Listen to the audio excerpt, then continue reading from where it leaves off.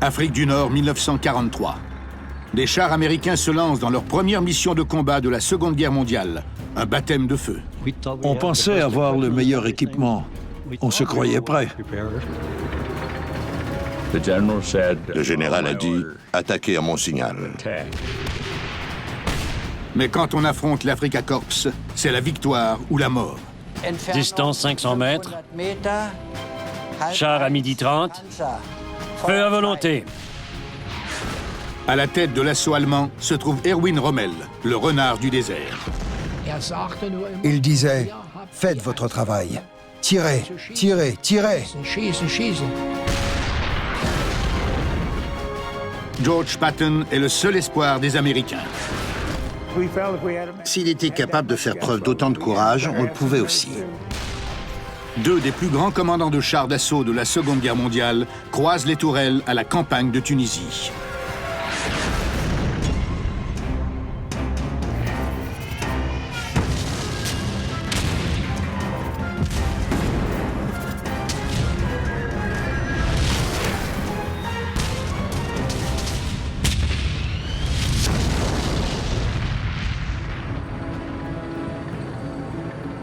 Novembre 1942. À El Alamein, la 8e armée britannique écrase les forces du général Erwin Rommel.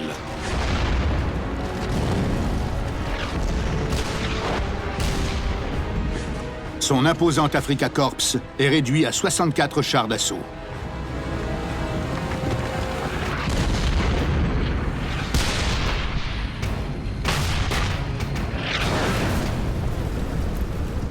La défaite est totale et la situation désespérée. Le reste des forces de Rommel se replie à travers le désert. Poursuivi par les Britanniques en provenance de l'Est, il parcourt 2500 km jusqu'en Tunisie, où il se retrouve face aux forces alliées en provenance de l'Ouest. Parmi eux, la jeune première division blindée américaine. Les Américains se lancent fiers et confiants dans leur première mission de combat de la Seconde Guerre mondiale, armés de la plus récente technologie militaire, le char Sherman.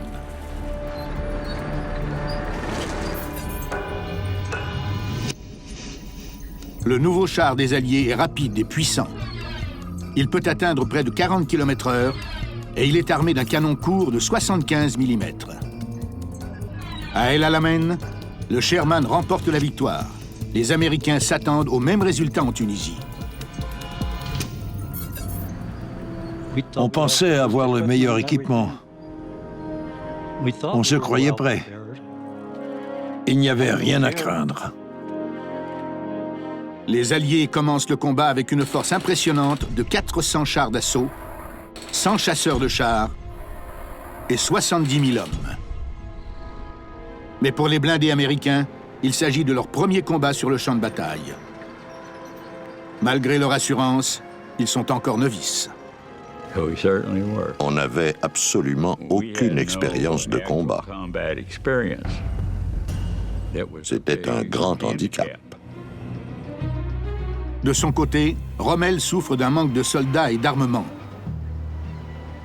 Mais il est sauvé par l'arrivée de la 5e Panzer Armée en Tunisie, et avec elle, des canons anti-chars puissants et des Panzer IV à canon long.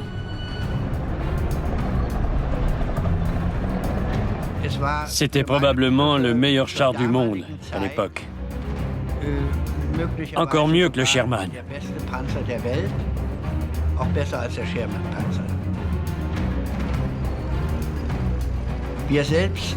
On était certain d'avoir une force supérieure aux Américains.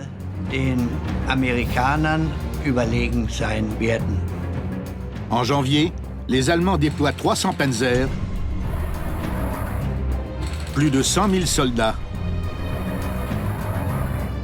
et des centaines de canons anti-chars. La réputation de Rommel et de ses troupes est en jeu. Celui qui gagne la Tunisie gagne le combat pour l'Afrique du Nord. Les lignes de bataille sont tracées dans les montagnes éloignées de l'ouest de la Tunisie. Les Allemands attaquent les premiers, puis creusent des tranchées des deux côtés du col de Faïd, où ils attendent la contre-attaque américaine qui viendra finalement le 31 janvier. Le but de cette contre-attaque est d'engager l'ennemi en combat ouvert. Le général a dit « Attaquez à mon signal ». Le chef de mon char était lieutenant. Il s'est porté volontaire pour attaquer le premier, probablement dans l'espoir de monter en grade. Alors on est parti. On voyait les Américains avancer vers nous. On avançait sans savoir où se trouvait l'ennemi.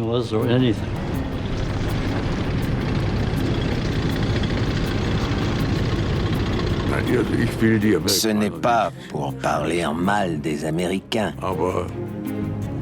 mais ils semblaient vraiment inexpérimentés.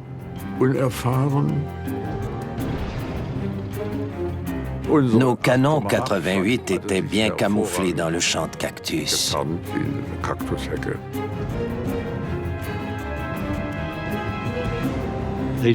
On approchait le champ. Ils ne nous ont pas vus. Et ils ont tiré. De toute façon, les Américains ne pouvaient rien faire contre le 88. Le 88 allemand est l'arme la plus meurtrière sur le champ de bataille.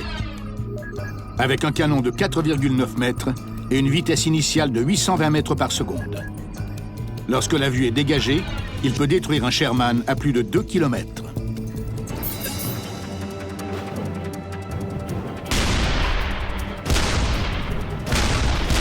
Bien positionné et bien camouflé, le 88 pouvait détruire des chars sur une grande distance.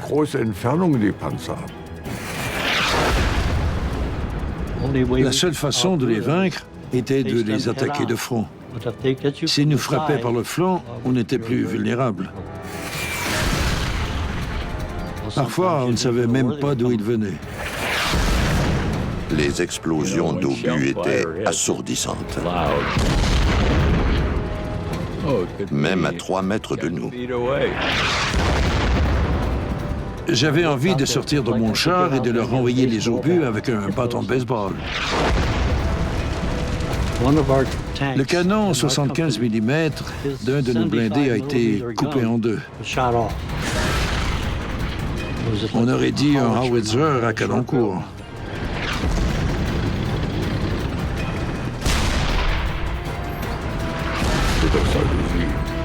Les 88 les éliminaient, l'un après l'autre.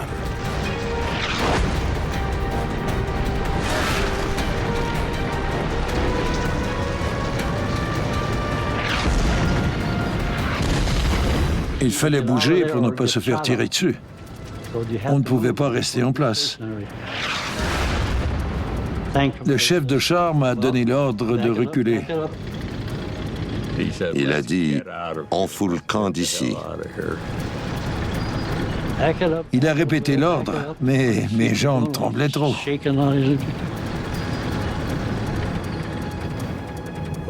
Et tout à coup, boum! Je priais pour ma survie.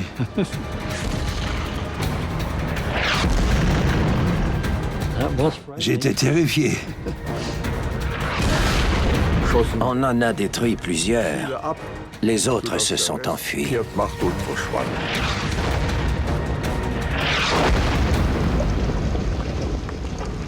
Une fois la poussière retombée sur le col de Faïd, la défaite est incontestable.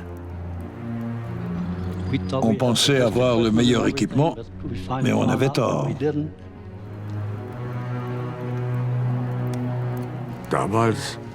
On a compris que notre force était nettement supérieure à la leur.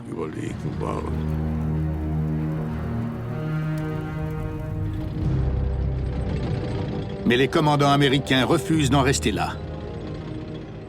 2 semaines plus tard, ils lancent une autre attaque de chars d'assaut en direction du col de Faïd. Notre devoir était de suivre les ordres.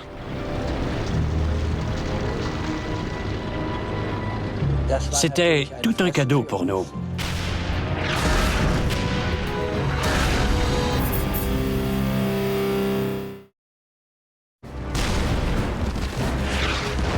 Novembre 1942.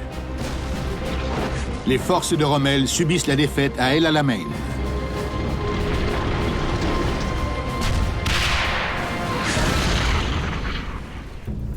Les Allemands se replient vers l'ouest et parcourent 2500 km jusqu'en Tunisie, où ils sont surpris par les forces alliées en provenance des montagnes.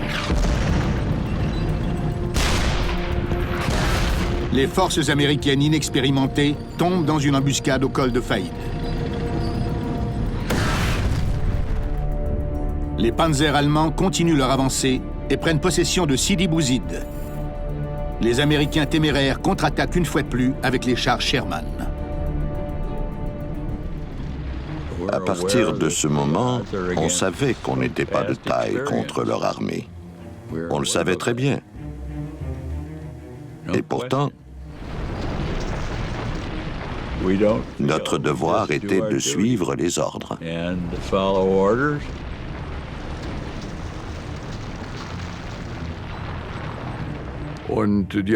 Les Américains ont commencé l'attaque avec un gros arsenal, comme d'habitude.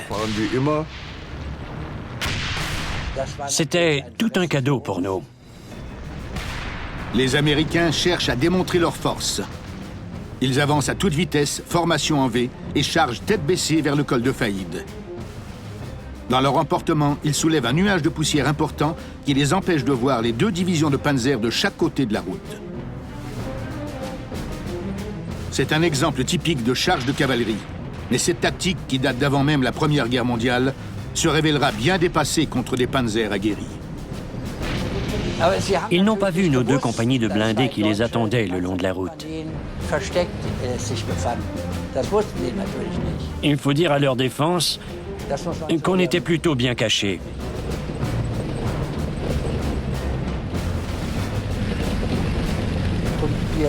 À la radio, on s'est dit qu'on devrait attendre qu'ils soient rendus le plus près possible.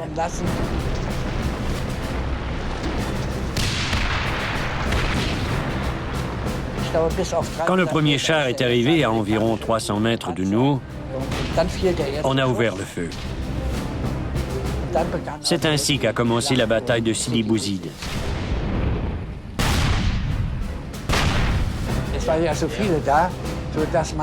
Ils étaient si nombreux qu'on n'avait pas le temps d'assigner les cibles pour chaque canon.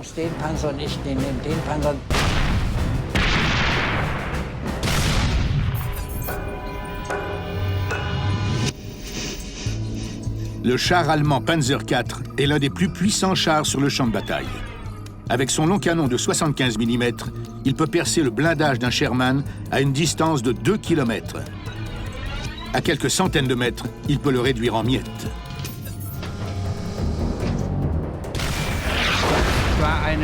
Sa vitesse de frappe était exceptionnelle. Nos obus avaient une trajectoire plus arquée que celle des obus allemands.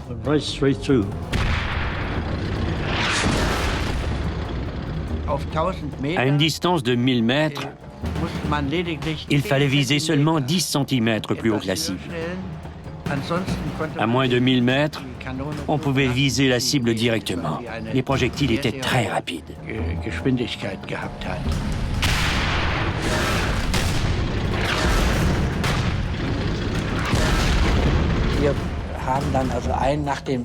On détruisait les chars devant nous, les uns après les autres.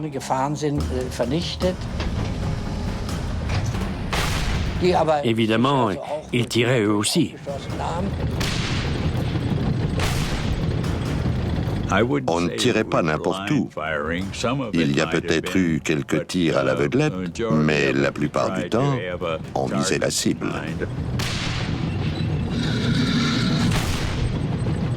J'ai dû baisser la tête quelquefois, mais ils ne nous ont jamais touchés.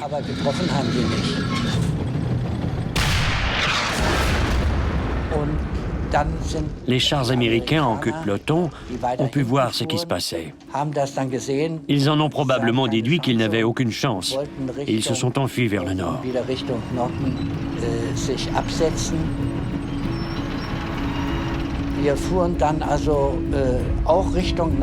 On s'est lancé à leur poursuite pour les empêcher de s'enfuir.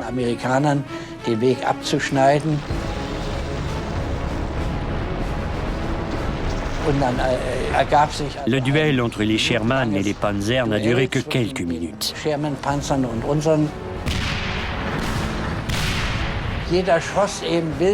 On a tiré jusqu'à ce que tous les Sherman soient détruits.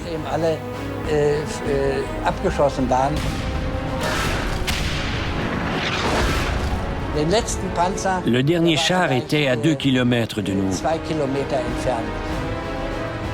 Mais j'ai réussi à l'abattre lui aussi.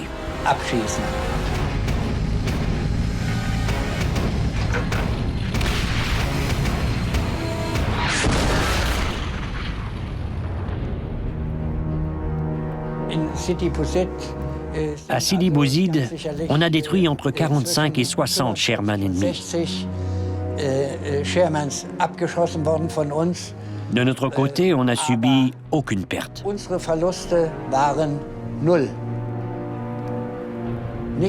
L'ennemi n'a jamais réussi à toucher nos chars. Pas un seul.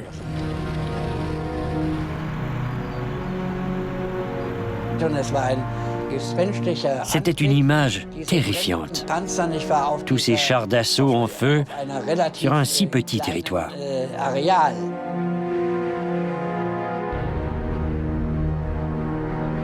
Pour la deuxième fois en 2 semaines, les Américains venaient de prouver leur inexpérience.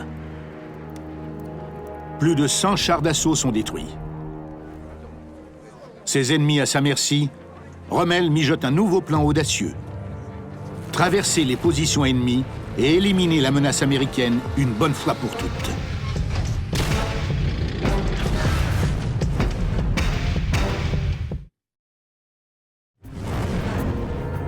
Tunisie, février 1943. Les chars de la première division blindée américaine se précipitent tête baissée sur le territoire de Sidi Bouzid. Pour les Américains, c'est un désastre. Mais pour le feld-maréchal allemand Erwin Rommel, c'est l'occasion rêvée d'en finir avec la menace américaine. Le commandement américain devient nerveux. Sa réaction lente est typique des hommes qui commandent pour la première fois en situation difficile. Les débutants manquent d'audace. J'en profite pour déployer toutes nos forces et attaquer leurs arrières.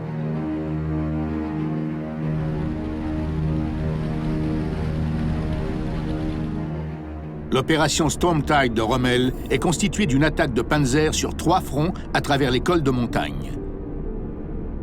À l'épicentre de la bataille se trouve un territoire dont le nom restera à jamais gravé dans l'histoire des guerres blindées américaines, Kasserine.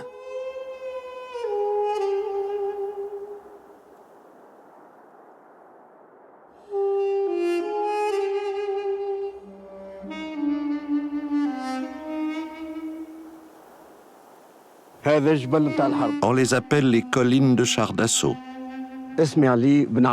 Je m'appelle Ali Ammar et je me souviens de la guerre. Il y a beaucoup de cadavres ici. Sur mes terres, on trouve encore des corps chaque année.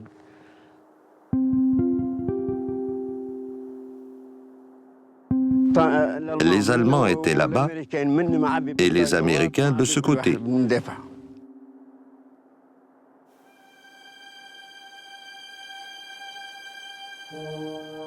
C'est ici qu'a eu lieu le combat.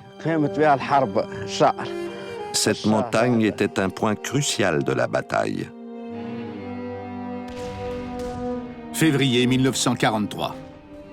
Les Américains ne sont pas prêts pour cette bataille.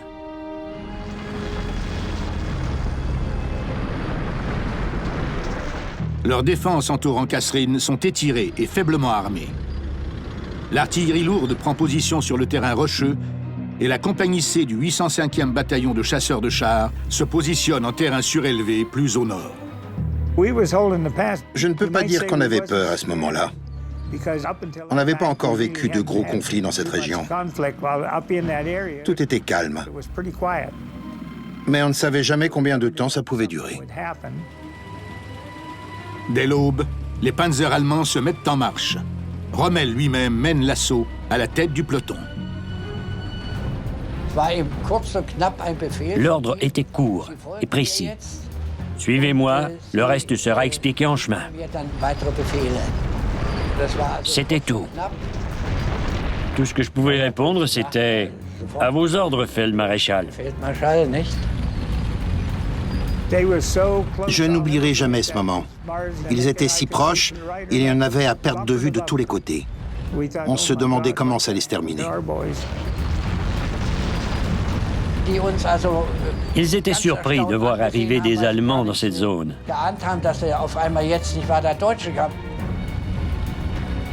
On avançait rarement aussi rapidement.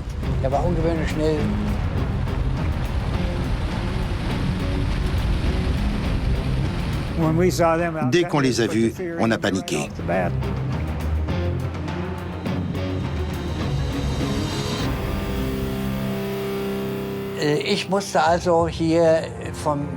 Avec mes jumelles, j'inspectais les environs du haut de la tourelle à la recherche d'ennemis.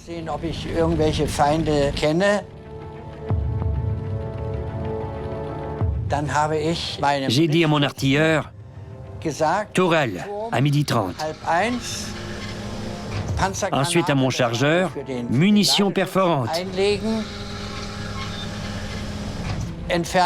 Distance 500 mètres, char à 12h30, feu à volonté.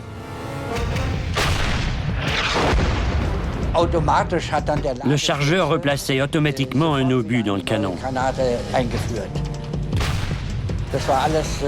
Ça ne prenait que quelques secondes.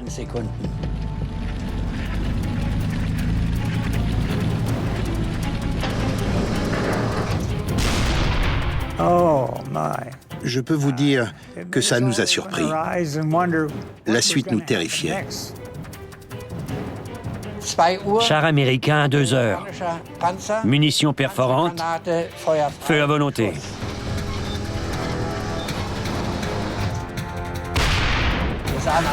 Il y a eu un jet de flamme. L'obus a atteint la cible et le char a explosé.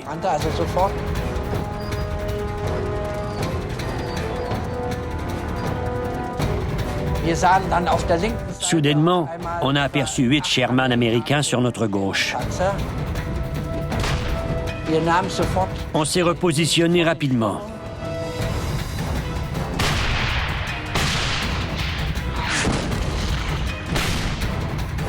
Ils tiraient aussi, mais sans succès. Nos tirs étaient plus précis.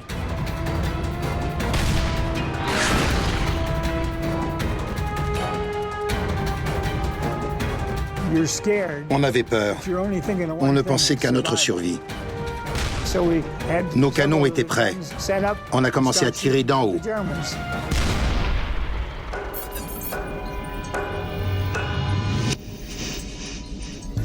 L'Auto-Chenille M3 est un chasseur de chars équipé d'un canon de 75 mm porté à l'arrière. Il est protégé d'un mince blindage frontal en acier trempé de 16 mm. L'attaque est son seul moyen de défense.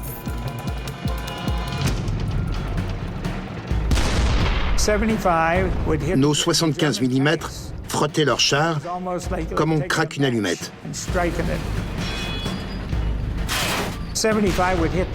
Les obus ricochaient sur leur blindage sans jamais le percer.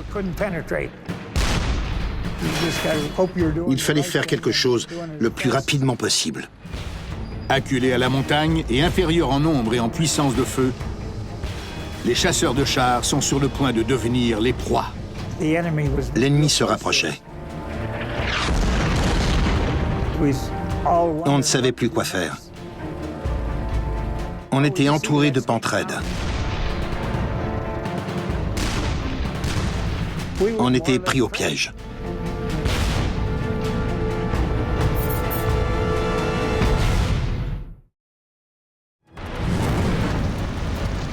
Février 1943. La bataille de Kasserine. Un convoi de chars d'assaut allemands progresse le long du col de la montagne et réduit les défenses américaines en miettes. Dès qu'on les a vus, on a paniqué. Char américain à 2h. Munitions perforantes. Feu à volonté.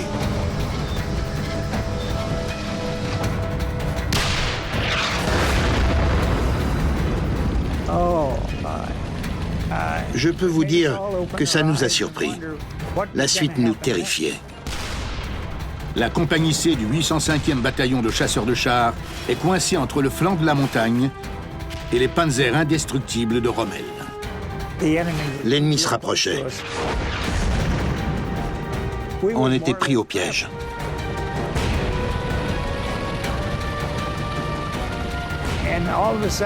Quand on a aperçu les avions au loin, on pensait que notre heure avait sonné. On était certain que les avions allemands allaient nous achever un par un, comme dans un abattoir. Mais c'étaient les avions américains. Ils ont bombardé les chars allemands et en passant au-dessus de nous, les uns derrière les autres, ils balançaient leurs ailes de gauche à droite, jusque de l'autre côté de la montagne. Ils essayaient de nous dire qu'on pouvait remonter la montagne et redescendre de l'autre côté. En effet, il y avait un chemin tout en haut qui allait nous permettre de sortir de cette position. On a tout de suite commencé à gravir le flanc de la montagne.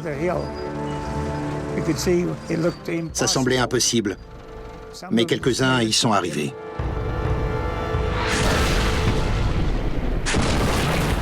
Durant les 3 jours suivants, les Américains se replient sur plus de 100 km. Ils perdent plus de 6000 soldats et 200 véhicules blindés. Une autre défaite pour les Américains, trop confiants et peu expérimentés.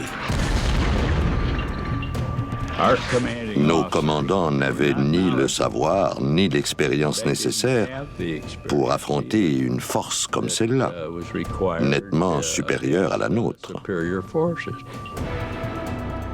Malgré la victoire à Kasserine, la position de Rommel est toujours précaire.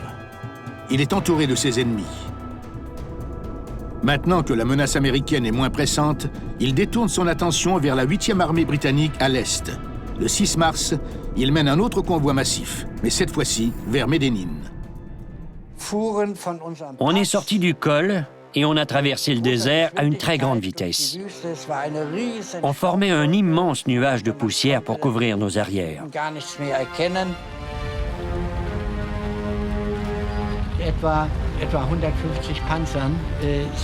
Nos 150 chars d'assaut avaient pour mission de repousser la 8e armée britannique vers la mer et de l'éliminer.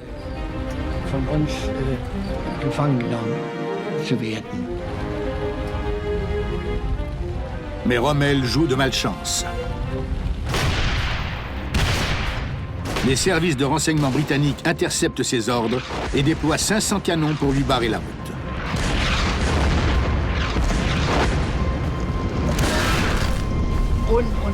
Les obus pleuvaient de tous les côtés, par l'avant, l'arrière, par la gauche et par la droite.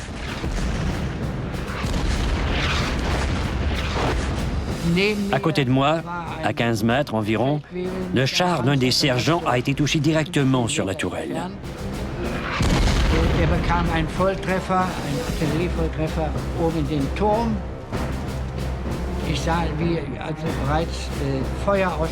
J'ai vu les flammes sortir de la tourelle. Le sergent s'est levé, prêt à sauter à terre, mais il s'est effondré.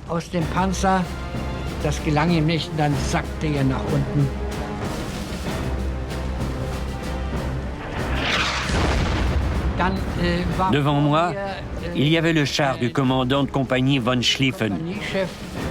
Il a été touché aussi.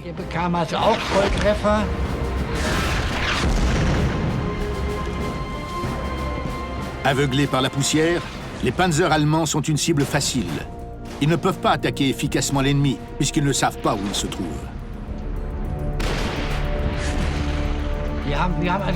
Pendant 4 heures, tout ce que je voyais était le sable qui volait partout autour de nous.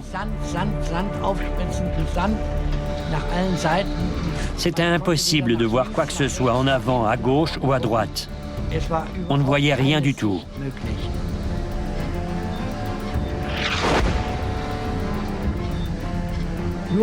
Tout ce sable dans l'air nous bloquait complètement la vue.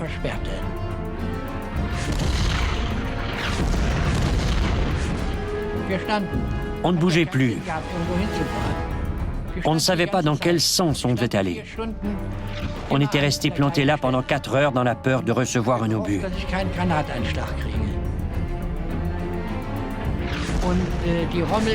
Le char de Rommel a aussi été touché. Les bombardements ont commencé tout d'un coup et se sont terminés tout aussi subitement à midi.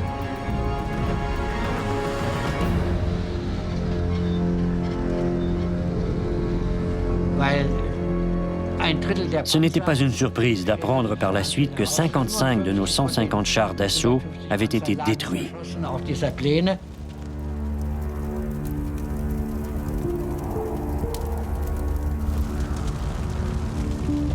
C'était un désastre pour Rommel.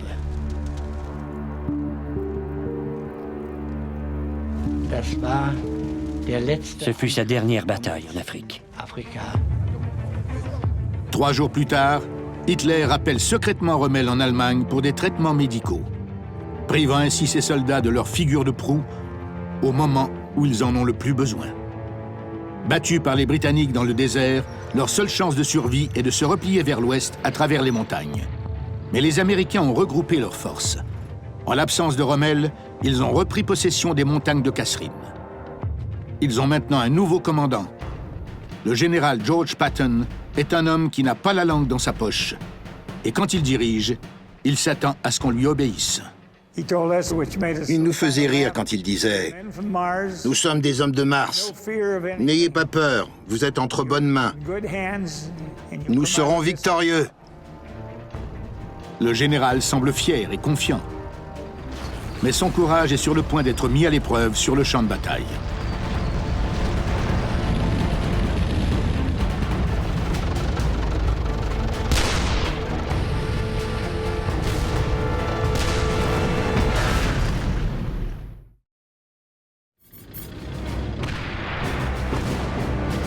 Février 1943. Les forces blindées alliées et allemandes s'affrontent sur le champ de bataille de la Tunisie.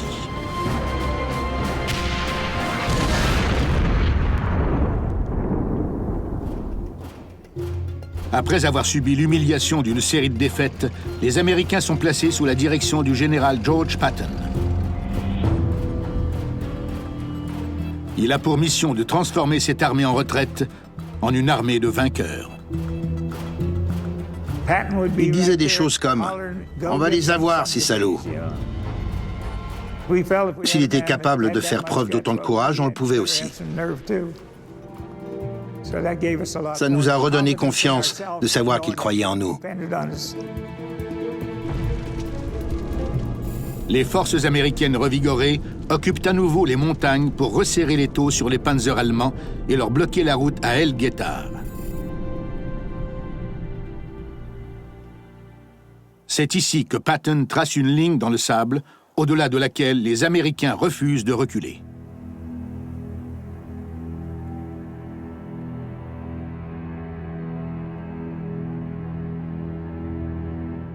Après avoir étudié les défaites de Faïd et de Sidi Bouzid, Patton dresse ses propres pièges. Ses troupes creusent des tranchées des deux côtés de la route dure et rocailleuse.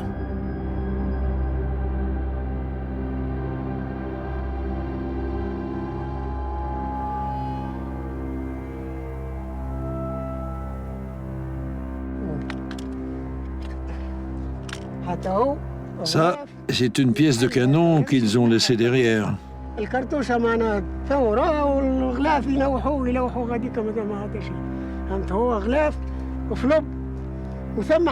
On en retrouve plusieurs sur nos terres.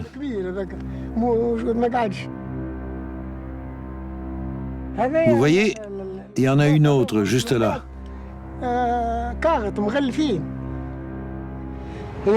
Ce sont les terres de ma famille. Je n'avais que 10 ans à l'époque de la guerre, mais je m'en souviens comme si c'était hier.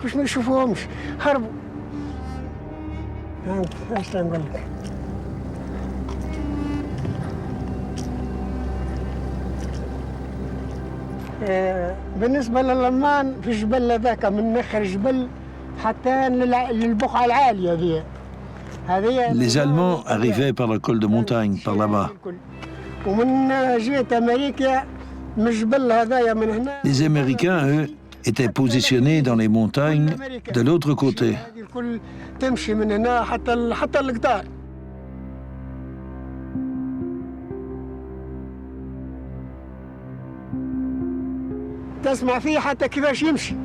Je me souviens du bruit sourd de leurs avions et de leurs armes.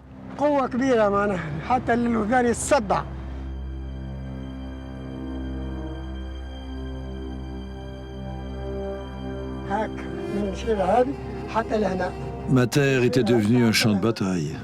« 23 mars 1943. Les Allemands traversent le territoire d'El Guettar. Cette fois-ci, les chasseurs de chars de Patton sont prêts à les affronter. 36 de nos chasseurs de chars les attendaient.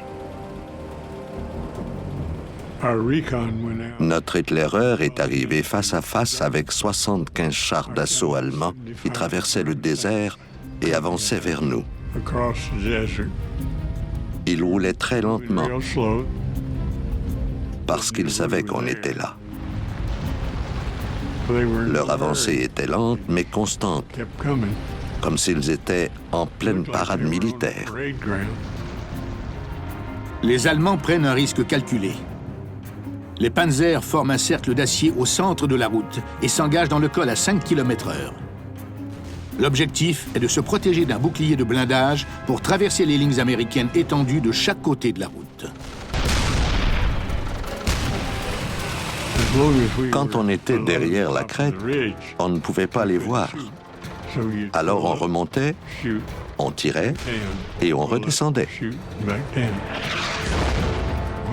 L'ennemi était facilement repérable. Il était juste en dessous.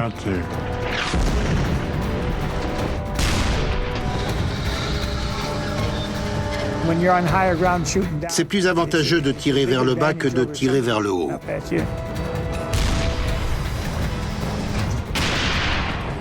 Je me rendais au sommet et avant même que j'aie le temps d'arrêter le char, l'artilleur était déjà prêt à tirer. La seule façon de les arrêter était de viser les chenilles pour les empêcher de manœuvrer.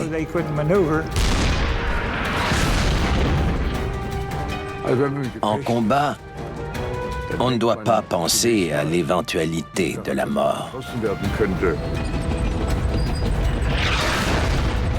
Il faut rester concentré sur l'objectif. Les Allemands arrivent à garder leur formation sous les tirs lourds. Ils avancent inébranlables et acharnés vers leur objectif. Sans vouloir être arrogant, je dirais qu'on était plutôt intrépide.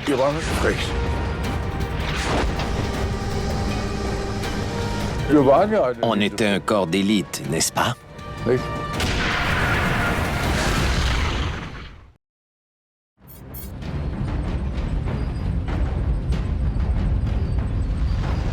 « 23 mars 1943. La bataille décisive de la campagne en Afrique du Nord commence par l'avancée des panzers allemands à El Guettar.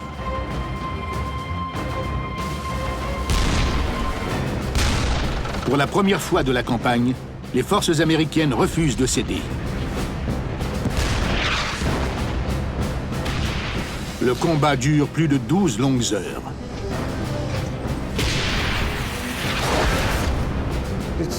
C'était eux ou nous. Il fallait faire quelque chose le plus rapidement possible.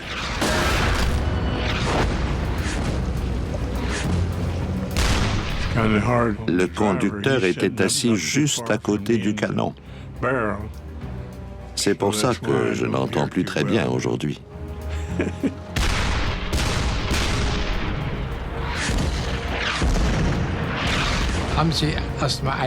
On était tous terrifiés. Tous les soldats étaient nerveux, à en faire dans leurs culottes.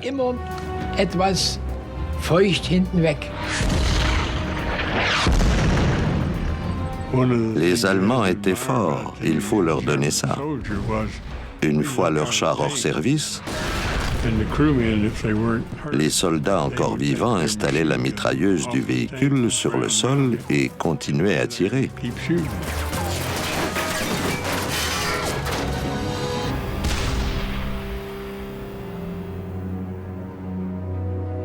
Dans la même journée, les Panzers gagnent du terrain à 2 reprises et sont immédiatement arrêtés par les chasseurs de chars du 805e bataillon.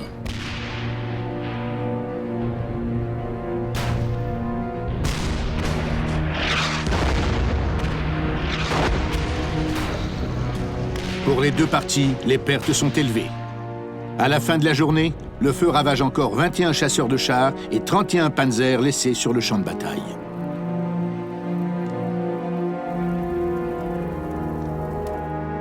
Patton est victorieux. Les forces allemandes épuisées n'ont nulle part où aller. C'était la fin pour nous.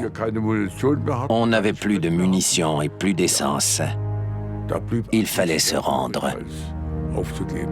C'est ce qu'on a fait le 13 mai 1943.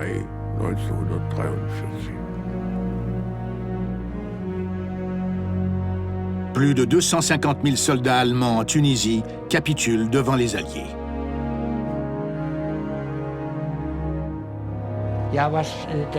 C'était horrible de se faire capturer. Il n'y a rien de pire pour un soldat.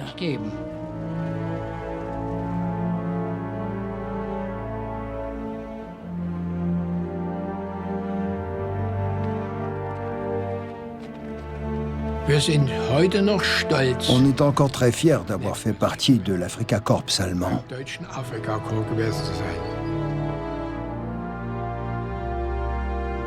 El Guettar est la première victoire des forces blindées américaines durant la Seconde Guerre mondiale. Ils ne seront plus jamais considérés comme le maillon faible des Alliés. Mais toute victoire a un prix. Je n'ai jamais pensé que ce serait facile.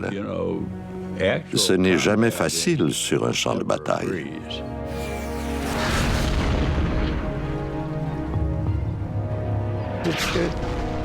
C'était eux ou nous. C'est ça qui nous faisait peur. On n'y peut rien. On est humain, après tout.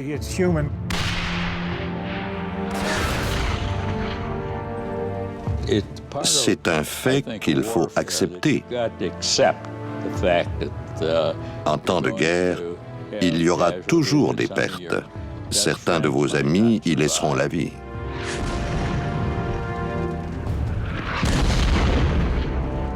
La bataille de Tunisie est le chapitre final dans l'histoire de l'Afrika Korps de Rommel. Mais pour Patton et ses troupes blindées aguerries, c'est le début d'une longue route qui mènera ultimement à la victoire des Alliés en Europe.